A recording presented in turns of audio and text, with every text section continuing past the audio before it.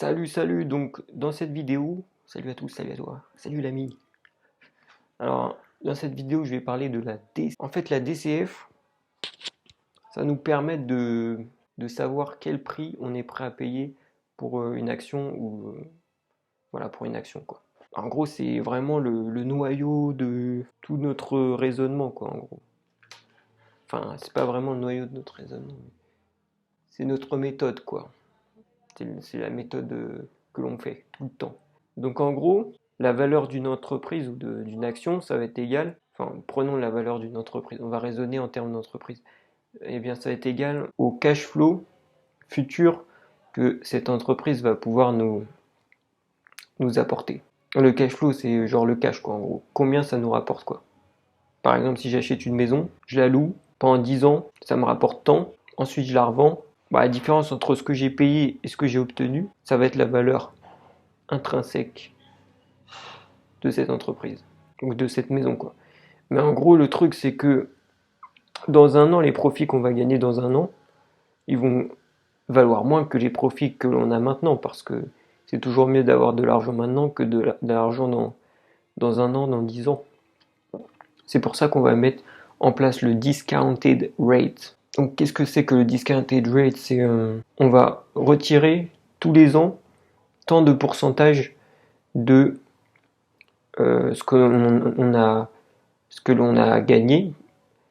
Et en gros, ça va tenir, ça va prendre en compte le fait que l'argent dans un an vaut moins que l'argent aujourd'hui.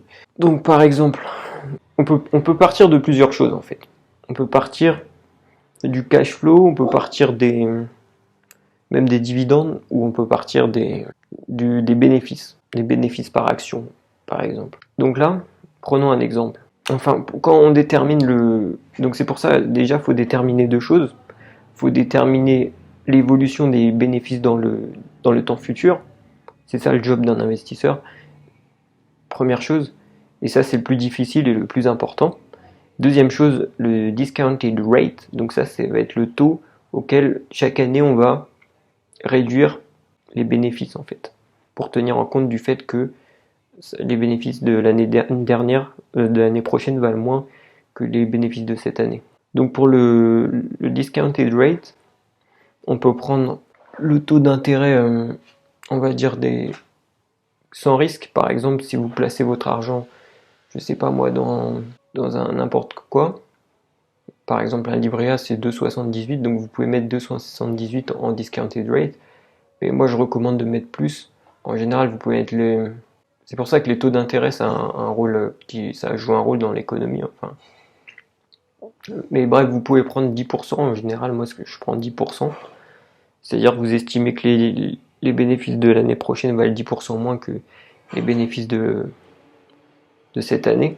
Mais le plus important, c'est le cash flow. En gros, pour déterminer le cash flow, vous avez plusieurs solutions. Vous pouvez voir l'évolution du cash dans l'entreprise. Par exemple, une entreprise qui a une croissance à 10% de ses bénéfices, vous pouvez dire, bon, dans les 5 ans qui viennent, elle va avoir 10% aussi. Ça, c'est ce que font la majorité des gens. Mais c'est faux aussi. C'est-à-dire que, en gros, ça va être le job de vous, de l'investisseur, de déterminer quelles vont être la croissance de l'entreprise dans le futur, les bénéfices que vont faire les bénéfices. Et après, à partir de ces données, si par exemple vous étiez un dieu, vous pouviez savoir ça, eh bien, vous serez le meilleur investisseur au monde parce que vous pouvez savoir quels vont être les bénéfices futurs. Du coup, vous pouvez mettre un prix sur l'entreprise et vous pouvez acheter des entreprises qui sont moins chères, justement en faisant ça. Donc c'est ça le job de l'investisseur, c'est ça 90% du job de l'investisseur, de déterminer les bénéfices futurs. Et en fonction de ça, de pouvoir mettre un prix sur l'entreprise. Donc là, prenons un exemple. Là, je vous ai fait un petit tableau, vous allez pouvoir l'avoir en fin dans la description, mais là, je vous explique comment ça marche. Donc là, prenons une entreprise qui a un cash flow. Là, vous pouvez mettre en ce que vous voulez, en milliards ou en ce que vous voulez. Donc le cash flow, c'est le cash généré par l'entreprise. Donc vous pouvez prendre le free cash flow, vous pourrez, ou par exemple les bénéfices, les bénéfices nets.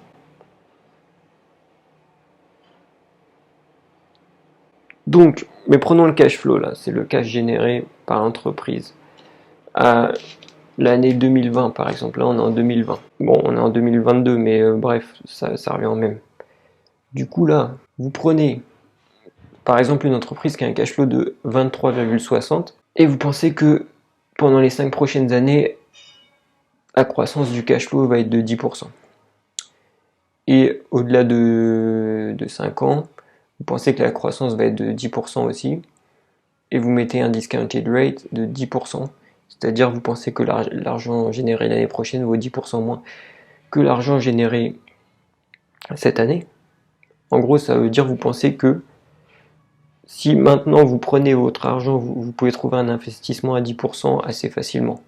On voit que donc, le tableau il fait 10% à chaque fois, il ajoute 10%, et là on voit que ça augmente, ok, jusqu'à, prenons 2030, mais vous pouvez prendre jusqu'à n'importe quand. Et ensuite, là on voit que ça c'est avec quand on soustrait le discounted rate, donc on voit que là on gagne 10%, mais qu'on perd 10% dans le discounted rate. Du coup, le cash flow c'est comme s'il n'augmentait pas en fait. Donc c'est comme si on avait un cash flow constant. Mais si par exemple je mets un discounted rate de 9%, donc qui est inférieur, merde, pas 19, mais ouais, bon, prenons 19 par exemple. Le discounted rate est supérieur à la croissance. Du coup, ça veut dire que là, les chiffres vont diminuer en fait, parce qu'on va soustraire, on va avoir un cash flow comme ça, auquel on va soustraire 19% à chaque fois. Et du coup, bah, à chaque fois, ça va diminuer, on va perdre 9%. Et du coup, là, ça veut dire que si on additionne tout, bah, la valeur intrinsèque va être plus faible. Enfin, la valeur qu'on est prêt à payer. Mais là, si on met le discounted rate égal au cash flow, enfin à la croissance des cash flows, on voit que ça s'annule en gros. Donc on est à 23,60 et on est à 23,60 de cash flow. Donc ça veut dire que pour nous, l'entreprise va gagner 23, va avoir 23,60 de cash flow là, et que l'année prochaine, pour nous, c'est comme si au final il n'y avait pas de croissance quoi. On va additionner tous les cash flows ici jusqu'à 2030. On va obtenir on va obtenir des cash flows là.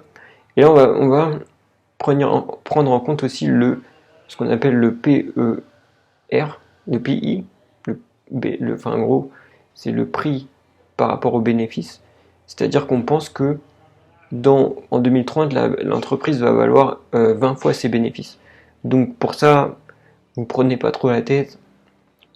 Vous pouvez prendre le PI actuel ou imaginez que dans 30 ans, par exemple, l'entreprise, si vous vous dites peut-être que elle sera, comment dire, disruptée, donc c'est-à-dire que la croissance future va potentiellement être moins forte, la croissance après 2030, du coup vous mettez un PI plus faible. Là, en gros, si vous pensez que en 2030, l'entreprise aura toujours de la marge pour croître, vous mettez un PI plutôt fort. Et si vous pensez que l'entreprise n'aura pas de place pour de la croissance, vous mettez un PI plutôt faible. Un PI, c'est le terminal multiple, donc c'est le prix par rapport au bénéfice.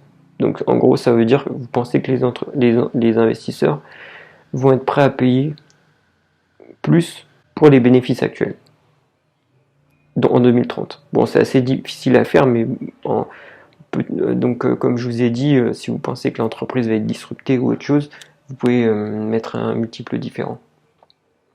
Du coup, on va prendre ce multiple et on va, du coup, le prix par rapport au bénéfice, et on va le multiplier par les bénéfices. Les bénéfices, du coup, on va avoir prix par rapport au bénéfice multiplié par les bénéfices. On va avoir le prix. Merde, c'est pas ça. Oui, le prix. Du coup, c'est le prix auquel on est prêt à payer le truc. Ok? Mais ça, cette ligne-là, c'est sans tenir compte du discounted rate, ok, qui est de 10%. Et là, cette ligne-là, c'est en tenant compte du discounted rate. Et donc, on arrive, bien entendu, à une valeur inférieure. qui est de 429. Donc ça veut dire qu'en 2030, si on revend l'entreprise, on pourra la revendre. Enfin, là, je raisonne à l'échelle de l'entreprise, mais c'est exactement pareil quand on achète des actions. On est prêt à la payer 429 milliards. Ok, donc ensuite, pour connaître la valeur intrinsèque de l'entreprise, on additionne tous les cash flows générés par l'entreprise, ici, avec la valeur finale, donc la valeur à laquelle on va revendre l'entreprise. Donc en gros, c'est... en gros, vous allez acheter votre truc, par exemple. Disons que là, en 2020, ça vaut 200 milliards. Et que vous allez gagner tout ça comme cash flow. Et qu'ensuite, vous allez revendre 429 milliards. Et bien, du coup, on a additionné tout le cash que ça nous a généré, plus la valeur auquel on va le revendre. En gros, c'est comme si vous achetiez une maison, vous louez, ça vous rapporte tant d'argent au bout de 10 ans, ça vous a rapporté tant d'argent avec les loyers, et vous additionnez tous les loyers que vous avez acquis, moins bien sûr les discounted rate de 10% chaque année, avec la valeur à laquelle vous revendez votre maison, et cette valeur, ça va vous déterminer la valeur intrinsèque de l'entreprise. Voilà. Donc, après, vous pouvez là, comme j'ai fait, faire plusieurs scénarios. Par exemple, vous dites, bon, moi je pense que pour telle et telle raison, après, c'est en fonction de votre analyse de l'entreprise, c'est pour ça qu'on peut pas dire, ouais, les 10 années précédentes, la croissance a été 10%, du coup, les 10 prochaines années, ça sera pareil, quoi. Faut, en fonction de l'évolution de l'écosystème des entreprises et tout ça, tout est lié, quoi. Vous allez modifier justement, ce que vous pensez va être le cash flow dans les prochaines années. C'est ça le plus important, déterminer les futurs bénéfices générés par l'entreprise. Donc là, par exemple, le cas normal, vous pouvez faire plusieurs cas. Par exemple, vous dites, moi je pense que dans le cas normal, vous pouvez aller voir sur mes autres analyses où j'ai fait ce genre où j'ai utilisé ce genre de tableau pour essayer de mieux comprendre.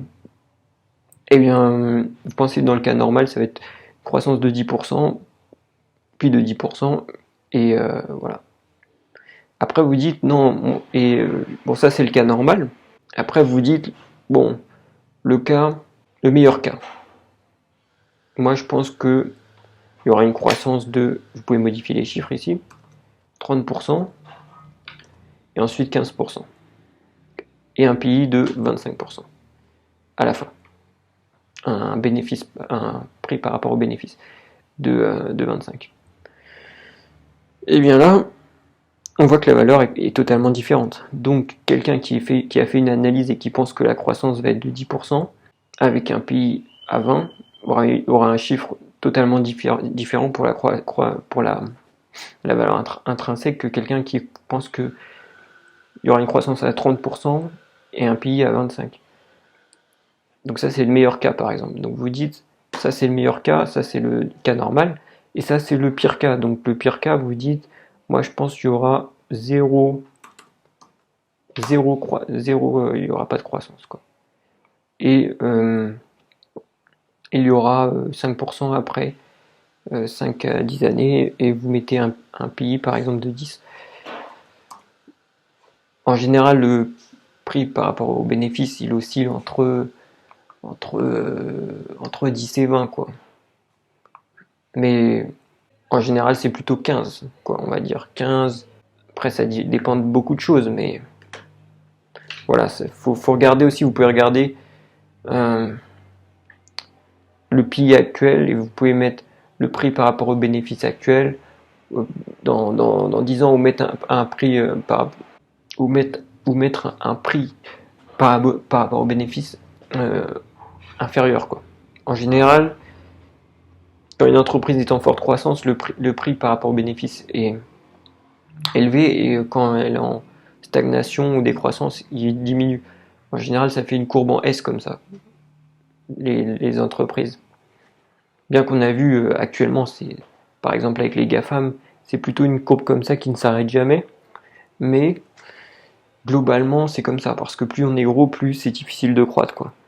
Donc voilà, et donc vous mettez vos plusieurs scénarios, et ensuite vous pouvez mettre des probabilités. Par exemple, vous pensez que le cas normal a une probabilité de 50% de chance que ça se produise, le meilleur cas a une probabilité de 25%, et le pire cas a une probabilité de 25%. Bon, si on additionne tout, normalement ça doit faire 1, et ensuite ça va vous calculer, grâce aux chiffres que vous avez donné, la valeur intrinsèque de l'entreprise, quoi. Donc, j'ai oublié aussi d'expliquer un truc, c'est que là, en fait, dans le tableau, dans la DCF, vous pouvez prendre plusieurs choses, comme j'ai dit. Donc, vous pouvez prendre par exemple le cash flow, donc ça, c'est le cash flow général de l'entreprise. Donc, si vous prenez le cash flow général de l'entreprise, vous allez comparer la valeur que vous allez obtenir à la fin, ici, là. Voilà. Vous allez la comparer avec, avec la capitalisation de l'entreprise, parce que c'est la valeur totale de l'entreprise.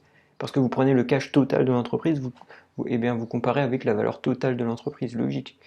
Maintenant, si vous prenez par exemple les bénéfices de l'entreprise, bah, c'est pareil. Vous allez comparer avec l'entreprise dans sa globalité, donc la capitalisation. Maintenant, si vous prenez le bénéfice par action, imaginons, là le bénéfice par action il est de 10. Par exemple, là j'ai un truc de Facebook, tiens, je vais prendre Facebook. Là j'ai pris le bénéfice par action. Donc le bénéfice par action il est de 13. Et donc vous allez comparer ça du coup au prix de l'action, parce que c'est le bénéfice par action. Donc par exemple si vous faites les dividendes, bah, les dividendes c'est pareil, c'est les dividendes en général c'est par action, donc vous allez comparer à la valeur de l'action.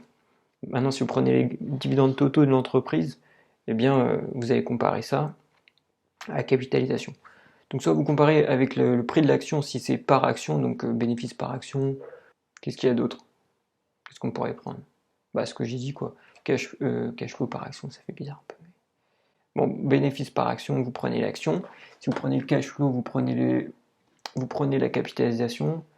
Et si vous prenez les bénéfices totaux de l'entreprise, vous prenez la capitalisation aussi. Et les dividendes, vous prenez par action en général, si c'est les dividendes par action. Voilà, donc ici par exemple, vous marquez les bénéfices par action, donc earning per share en anglais. Et après, vous prenez 15% d'augmentation, toujours pareil. Et là, ça vous donne un prix par action. Donc ça veut dire que c'est le prix de l'action. Et ensuite, quand vous obtenez votre prix, par exemple, si vous obtenez 427, par exemple, ça veut dire que l'action, la valeur normale de l'action que vous pensez que ça vaut, c'est 422 ici. Vous allez comparer ça au prix de l'action. Donc si par exemple l'action elle est je sais pas, à 200, c'est-à-dire que vous pensez que l'action est environ 50% sous-évaluée par rapport au prix que vous pensez. Donc ça peut être potentiellement un bon point pour acheter. Et après, c'est à vous de vous fixer par exemple des marges de sécurité. Par exemple, moi j'aime bien me fixer une marge de sécurité de 20%, c'est-à-dire que je veux que le prix de le prix de l'action soit 20% moins élevé au prix auquel je pense, pour avoir une sécurité, quoi. Et pareil pour la capitalisation, si vous prenez par exemple, imaginons que la capitalisation, enfin, que ça c'est le cash flow, eh bien vous comparez ça à la capitalisation. Si la capitalisation c'est genre 427, oui, enfin si la capitalisation sur le marché, là vous pouvez le voir assez facilement, vous tapez par exemple, si je tape ça par exemple,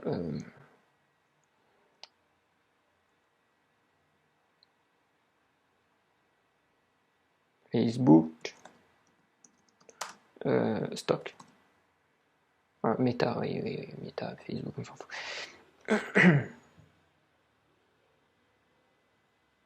Vous pouvez voir sur Google quoi la capitalisation. En général, moi j'aime bien Google parce qu'il y a tout qui est marqué. Donc là, vous avez la capitalisation qui vaut 434 milliards et le prix de l'action qui vaut 161. Donc vous prenez ce qu'il vous plaît, quoi, ce qui vous intéresse. Voilà, j'espère que cette vidéo vous a intéressé. Voilà. Donc il y a plusieurs exemples que j'ai fait sur mes analyses d'actions, donc vous pouvez aller voir. Donc je vous mets le tableau en lien dans la description et bah, utilisez comme vous le voulez. Et j'espère que cette vidéo vous a plu. A plus.